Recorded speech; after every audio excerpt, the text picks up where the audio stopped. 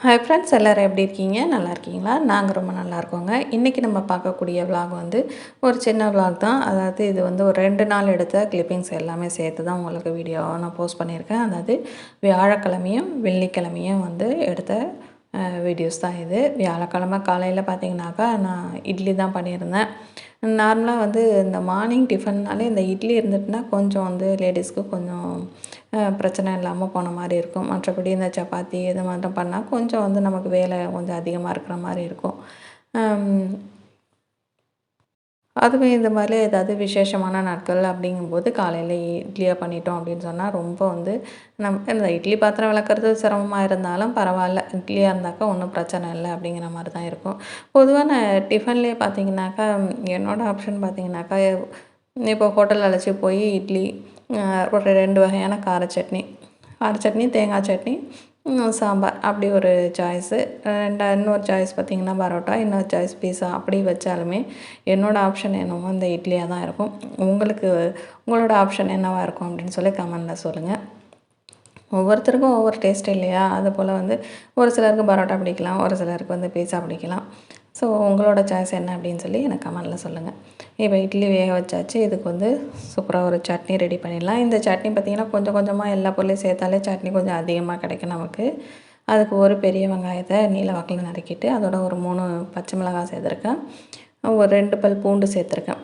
இந்த பச்சை மிளகாய் பார்த்திங்கன்னா இந்த நைஸாக இருக்கக்கூடிய மிளகாய், ஒல்லியாக நைஸாக இருக்கக்கூடிய மிளகாய் காரம் ஜாஸ்தியாக இருக்கும்.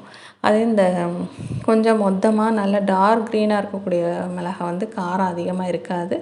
பட் அதில் வந்து கொஞ்சம் கசப்பு தன்மையும் இருக்க மாதிரி இருக்கும்.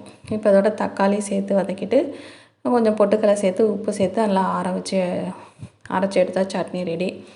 வீடு பார்த்திங்கனாக்கா நாளே கொஞ்சம் வேலையெல்லாம் செஞ்சு வச்சிடலாம் அப்படின்னு சொல்லிட்டு வெள்ளிக்கிழமை வந்து 3வது வெள்ளிக்கிழமை சாமி கும்பிட்ணும். அதுக்காக தான் கொஞ்சம் ப்ரிப்ரேஷனாக வந்து கொஞ்சம் வேலையெல்லாம் வீடெல்லாம் மோப்பு போட்டுட்டு அதோட வந்து நிலவாசலுக்கெல்லாம் பொட்டு வச்சிடலாம் அப்படின்னு சொல்லி அந்த வேலைகளை கொஞ்சம் பண்ணிகிட்டு இருந்தேன். இந்த மாதிரி விசேஷ நாட்களில் நம்ம கொஞ்சம் ப்ரிப்ரேஷனாக முன்னாடியே பண்ணிட்டோம் அப்படின்னு சொன்னால் அடுத்த நாள் நமக்கு வேலை பார்க்குறதுக்கு கொஞ்சம் நமக்கு டயர்ட்னஸ் இல்லாமல் இருக்கும்.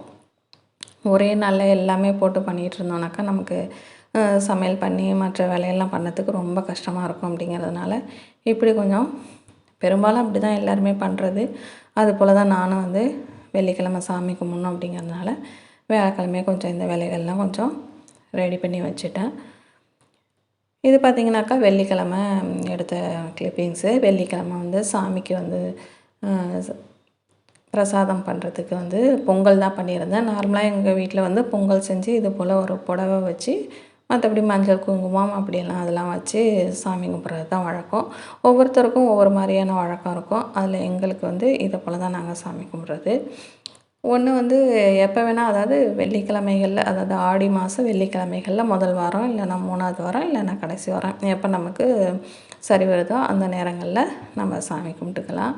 இப்போ வந்து சாமியெல்லாம் கும்பிட்டு முடிச்சுட்டு நைட்டு வந்து டிஃபனுக்கு வந்து பசங்க பரோட்டாவை கேட்டிருந்தாங்க. பரோட்டா எப்போதும் வீட்டில் போட்டால் இந்தளவுக்கு வராது. இந்த தடவை பார்த்திங்கனாக்கா ஓரளவுக்கு பரவாயில்ல. கொஞ்சம் லேயர்ஸ் வந்த மாதிரி இருந்துச்சு. பரோட்டா போட்டு அதுக்கு ஒரு சிம்பிளாக ஒரு குருமாவும் வச்சு நைட்டை வந்து டின்னர் வந்து முடித்தாச்சு. இப்படி தான் என்னுடைய 2 நாள் பொழுது வந்து போணுச்சு. இப்போ அதனோட ஒரு சில கிளிப்பிங்ஸ் தான் உங்களோட ஷேர் பண்ணியிருக்கேன். வீடியோ உங்களுக்கு பிடிச்சிருந்துச்சுன்னா மறக்காமல் ஒரு லைக் பண்ணிவிடுங்க. அதுபோல் சேனல் இது வரைக்கும் நீங்கள் சப்ஸ்கிரைப் பண்ணாமல் பார்த்துட்டு இருந்தாலும் மறக்காமல் சப்ஸ்கிரைப் பண்ணுங்கள். மாமிக்கு சப்ஸ்கிரைப் பண்ணிவிடுங்க. நெக்ஸ்ட் வீடியோவில் உங்களை மீட் பண்ணுறேன். தேங்க்யூ.